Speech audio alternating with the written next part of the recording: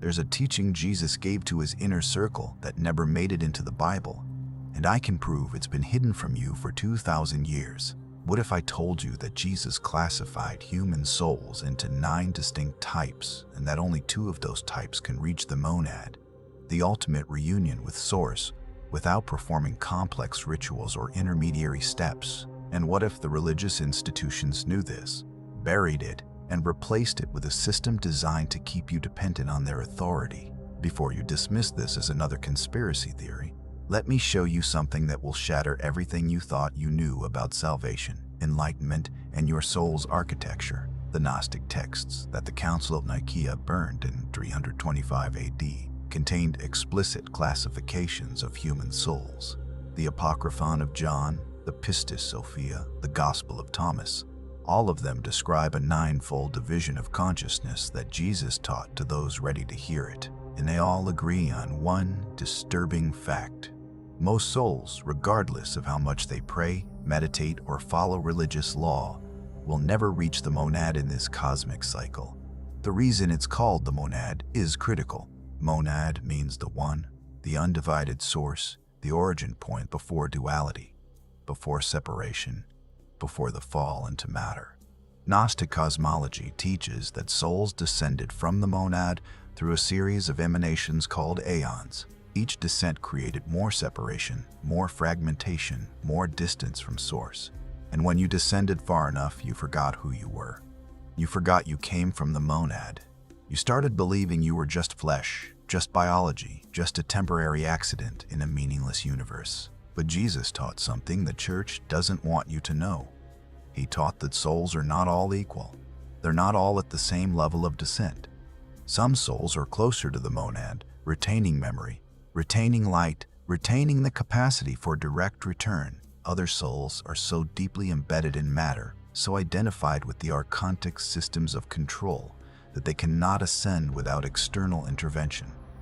And here's where it gets uncomfortable. He taught that only 2 soul types out of 9 possessed what the Gnostics called the divine spark in sufficient concentration to bypass ritual and ascend through gnosis alone. The 9 soul types aren't personality categories, they're ontological classifications. They describe the depth of your fall, the density of your amnesia, and the path required for your return. Think of it like concentric circles descending from the monad. The innermost circles are closest to Source. The outer circles are furthest. Each circle represents a soul type with specific characteristics, specific challenges, and specific capacities for awakening. And most people, even those who consider themselves spiritual, are operating from the outer circles without knowing it. This isn't about judgment, it's about accuracy.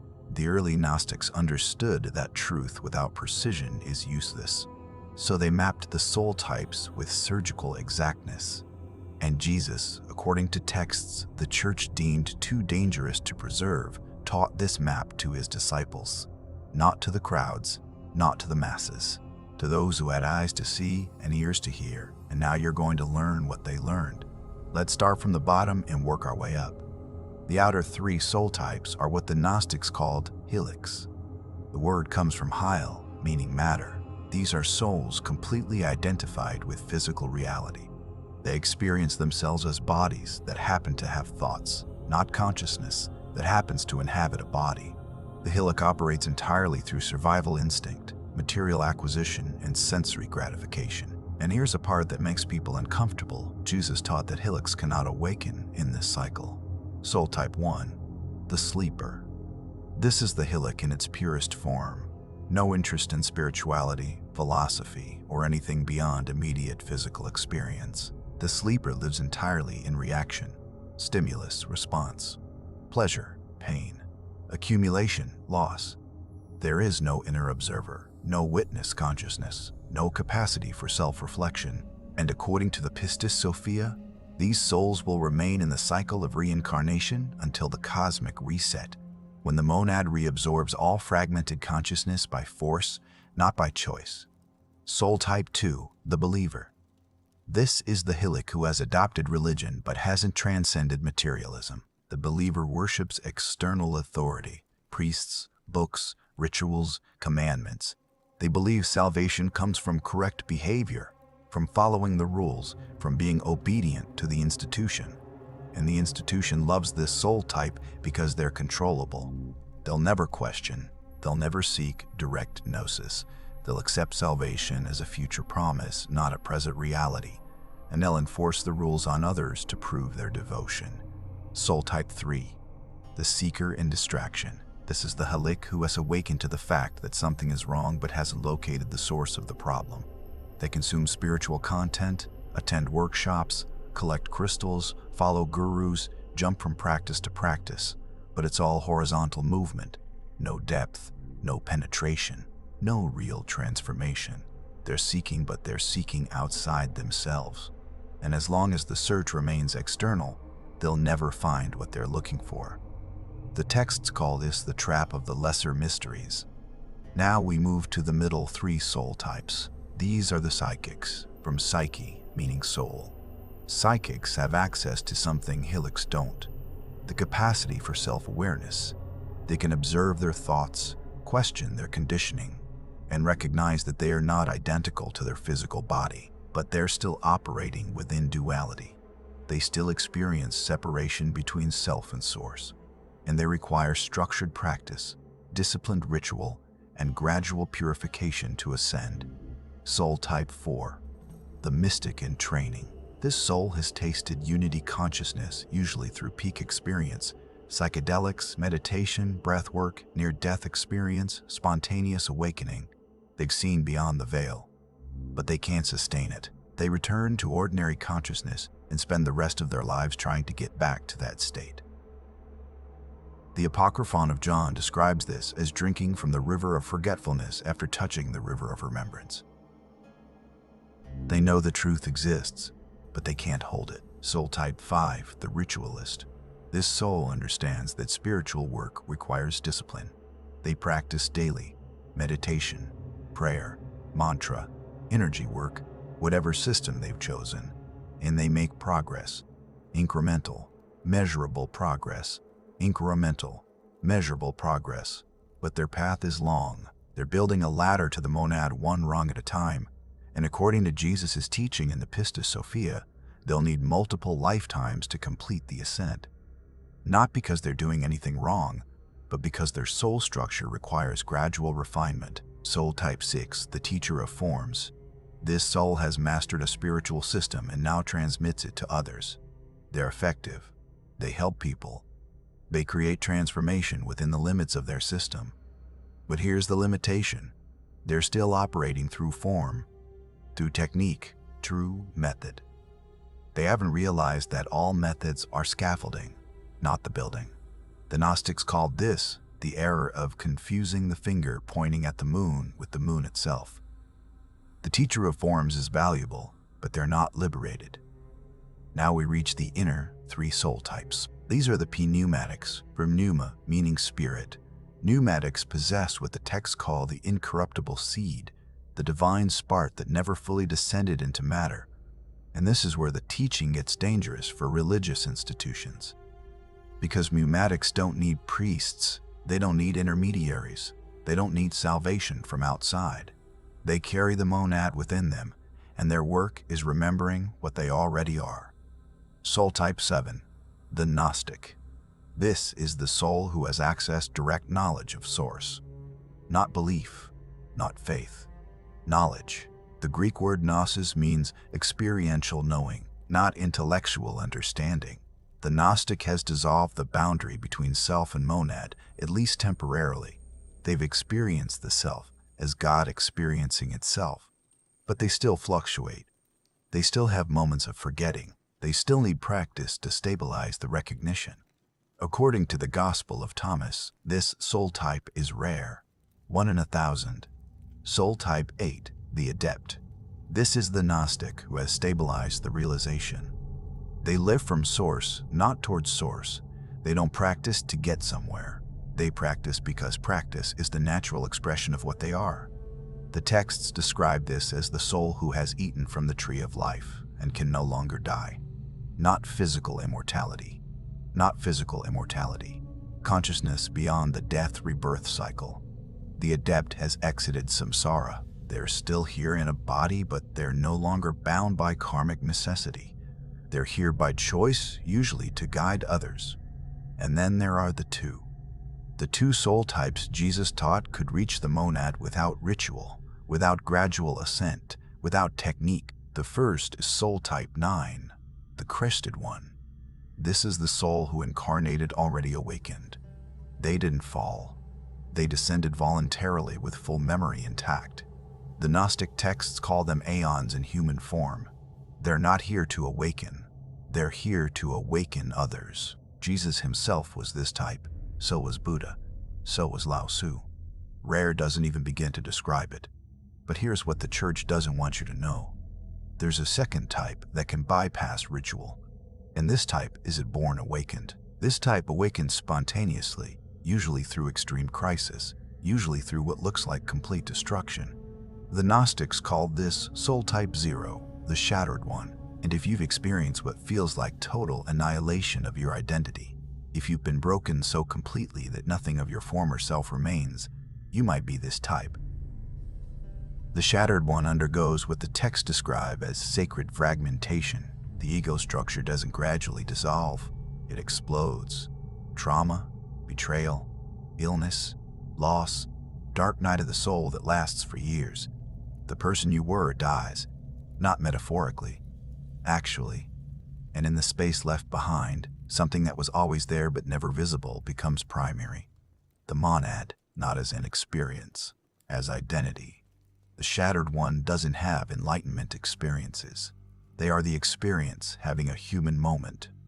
This is why Jesus said the last shall be first. The shattered one starts at the bottom. They suffer more than any other type. They endure what would destroy lesser souls. But their suffering isn't punishment. It's compression, like carbon becoming diamond under extreme pressure.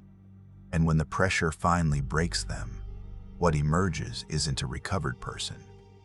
It's direct source awareness wearing a human nervous system. No intermediary, no gradual path, instant recognition. The Pistis Sophia describes this process in the story of Sophia herself. She falls furthest from the pleroma, furthest from the monad. She suffers in the depths of matter, calling out for redemption. And when Christ finally responds, he doesn't give her a practice. He doesn't give her a technique. He gives her recognition. You never left. You only thought you did. And in that instant, she's restored. Not gradually. Immediately. The texts call this the secret of secrets. Now here's where it gets practical. Most people hearing this will try to identify which type they are. That's the wrong question. The right question is, what does my soul structure require for awakening? Because if you're a psychic trying to use pneumatic methods, you'll fail. If you're a hylic being told you can awaken through gnosis alone, you'll get confused and resentful. The path must match the soul type. And this is why Jesus taught different things to different people. The masses got parables, simple stories with moral lessons, because most of them were hylics and psychics who needed structure, needed rules, needed external authority. The disciples got deeper teachings, explanations of the parables, techniques for consciousness expansion, maps of the inner territory, because they were advanced psychics moving toward pneumatic awareness. And the inner circle, the ones mentioned in the Gospel of Thomas, got the direct transmission, the wordless teaching, the recognition beyond technique. This is why the church suppressed the Gnostic texts, because if people knew there were 9 soul types with different capacities and different paths, the one-size-fits-all salvation narrative collapses. You can't sell ritual to someone who doesn't need it. You can't sell priesthood to someone who has direct access. You can't sell heaven as a future reward to someone who's already returned to the monad. The entire control structure depends on keeping people in the outer circles, believing they're all the same, all equally distant from God, all equally in need of institutional mediation. But Jesus didn't teach that. The historical record shows he taught specific paths for specific souls. When he told the rich young ruler to sell everything and follow him, that was psychic instruction. Ritual purification through renunciation. When he told the woman at the well that those who worship in spirit and truth don't need temples, that was pneumatic instruction, direct access without intermediary. And when he told Thomas that whoever drinks from his mouth will become as he is, that was the transmission of Christed consciousness to a prepared vessel. The Council of Nicaea knew this. They had access to all the texts, and they made a choice. Preserve the teachings that centralize authority. Burn the teachings that distribute it. Keep the parables for the masses.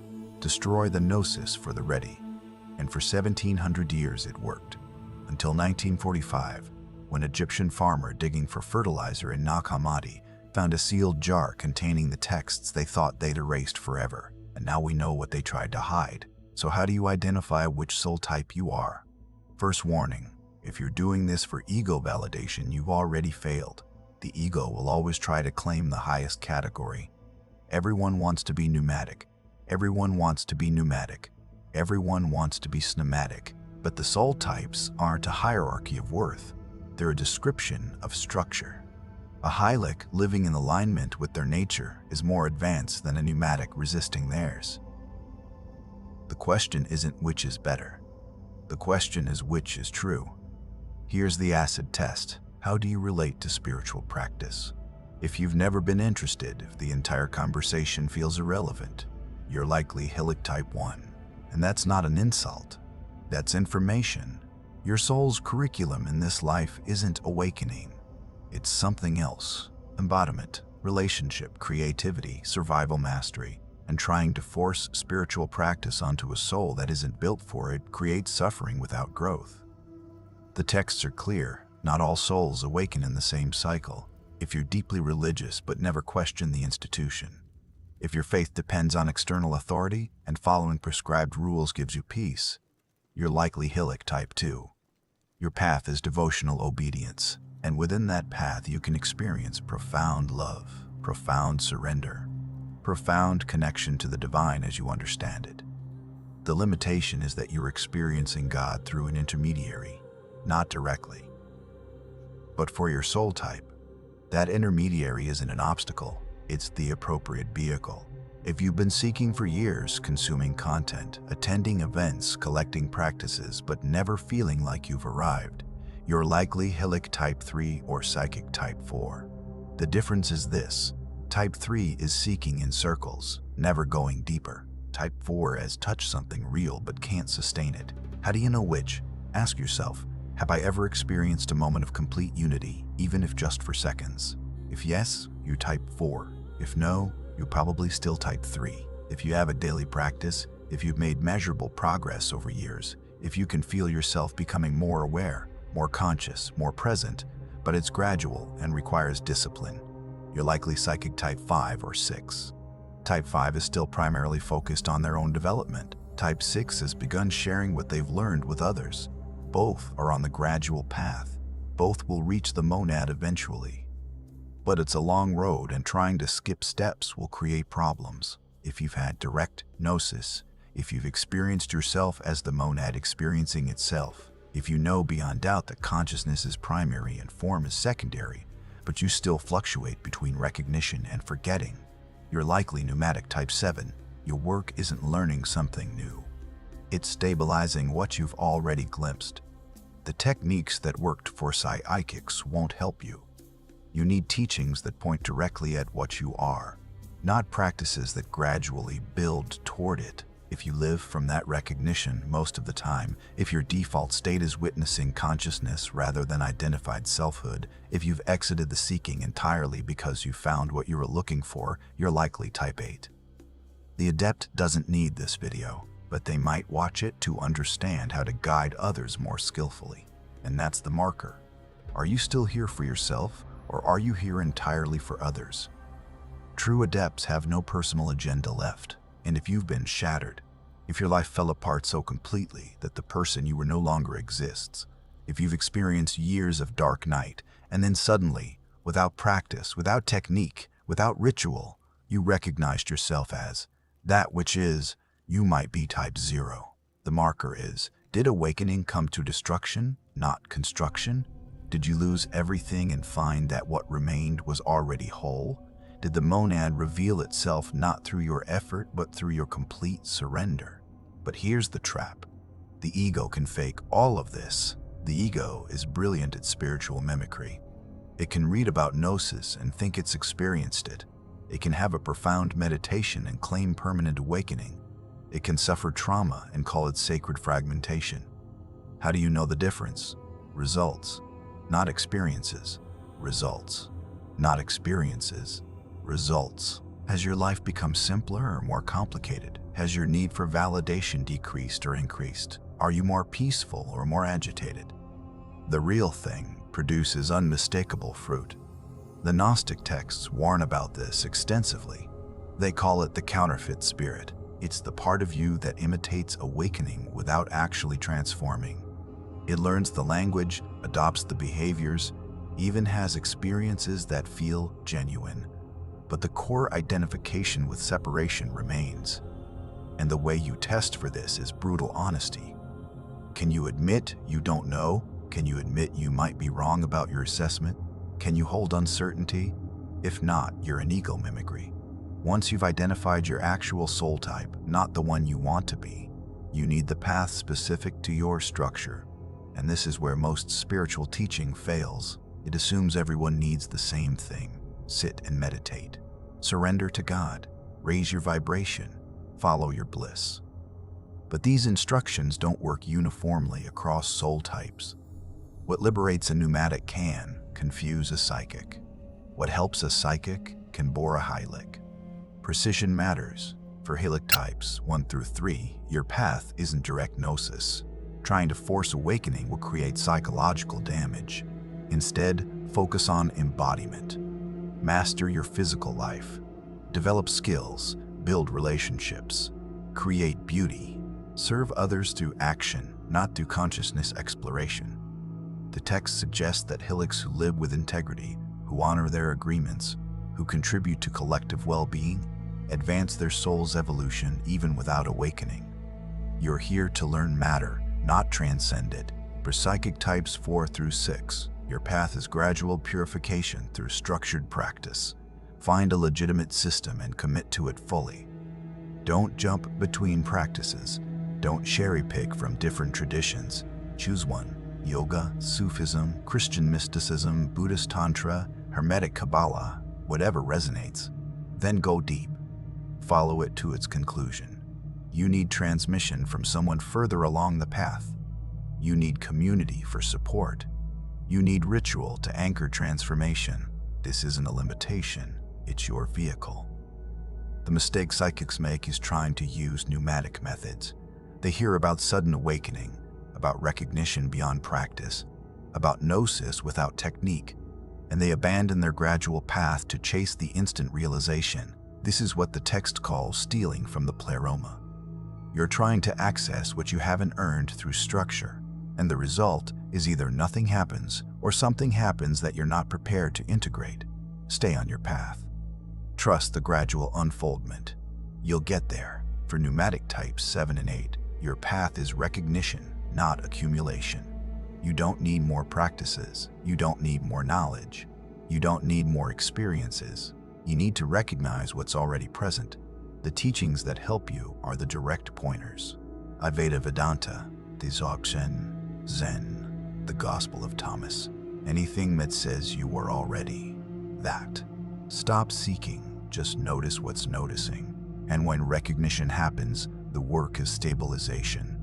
Continuous returning to what you are until returning becomes unnecessary because you never leave. For type 0, the shattered one, you don't have a path. You are the path. Your shattering was the path. What you're experiencing now is integration. The monad has already revealed itself through your destruction. You're not trying to get somewhere. You're learning to function as what you've become. This type needs no guru, no practice, no system. But you might need support in translating the recognition into daily life. How do you pay bills when you're nobody? How do you maintain relationships when you're everyone? How do you speak when silence is primary? The tragedy is that most spiritual seekers spend decades on the wrong path for their soul type. Hillocks trying to meditate their way to enlightenment and feeling like failures, psychics abandoning structure for spontaneous awakening and losing their minds, pneumatics trapped in gradual practices that don't address their actual condition, and almost nobody identifying as the shattered one, because the teaching has been hidden so thoroughly that they think they're just damaged, just broken, just traumatized, instead of recognizing the sacred fragmentation. Jesus knew this. That's why he spoke in parables to the crowds and in direct transmission to the ready. That's why he said many are called but few are chosen. The choice isn't arbitrary. It's based on soul structure. And if you've been called, truly called, if you feel the pull toward the monad regardless of which type you are, your task is to honor your actual structure and walk the path appropriate to it, not the path that sounds most impressive, the path that actually works for you. For 2,000 years, the institutional church has maintained that all souls are equal before God. And in the ultimate sense, that's true. In the monad, there is no hierarchy. But in manifestation, in the realm of souls descending and ascending, there absolutely is structure. And pretending everyone is the same doesn't serve anyone. It just keeps people confused about why their spiritual practice isn't working. The Gnostic classification is an elitism. It's diagnostic accuracy. The texts Jesus taught from describe a cosmos of staggering complexity. The monad emanates, the emanations create aeons, the aeons create realms. Souls descend through the realms, taking on more density, more separation, more amnesia at each level. And when the descent is complete, they forget they're divine. They believe they're bodies. They believe they're separate. They believe they're incomplete. And then the long journey back begins. For some in this cycle, for others in future cycles. This is what the church couldn't allow people to know, because if some souls aren't ready to awaken yet, then universal salvation through institutional means becomes impossible. You can't save someone who isn't at the point in their soul's evolution where salvation is relevant, and you can't control someone who has direct access to the monad without needing your intercession. So they burned the maps. They buried the teachings. They replaced precision with platitudes. But the teaching survived. In fragments, in hints, in coded language within the canonical texts. When Jesus told Nicodemus that you must be born again, he was describing the pneumatic awakening. When he told the disciples that to those who have, more will be given, he was describing soul-type progression. When he said the kingdom of heaven is within you, he was pointing to the monad that never left. The Gnostics understood. The church pretended not to. So where does this leave you? First, identify honestly which soul type you are, not which you want to be, which you actually are. Second, find the path appropriate to your type. Don't try to force pneumatic methods if you're psychic. Don't trap yourself in ritual if you're already pneumatic. Third, stop comparing your path to others. A hylic living in full alignment is more advanced than a pneumatic resisting their nature. The goal isn't to be a certain type. The goal is to fulfill your type's potential. And if you're type 0, if you've been shattered and put back together as something that was never a part, you already know what I'm saying is true.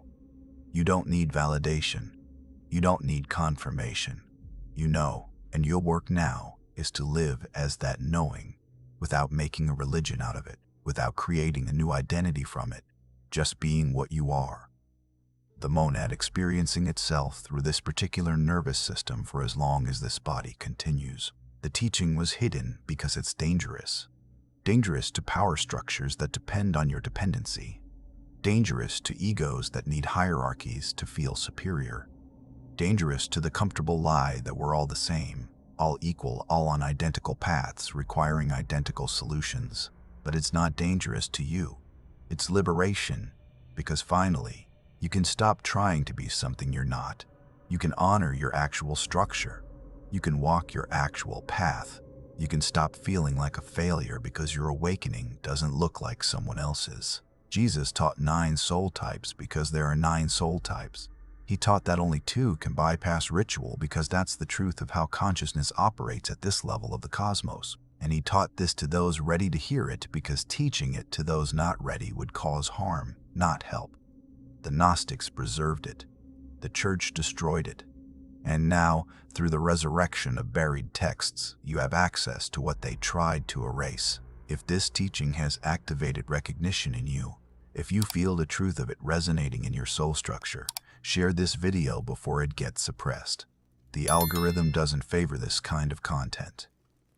Comment below with your soul type identification, not for validation, but for clarity. Subscribe because we're going deeper into the teachings they buried. The monad doesn't need your belief, it needs your recognition. The spell is broken. The map is revealed. Which soul type are you? And more importantly, are you finally ready to walk the path that actually matches your structure?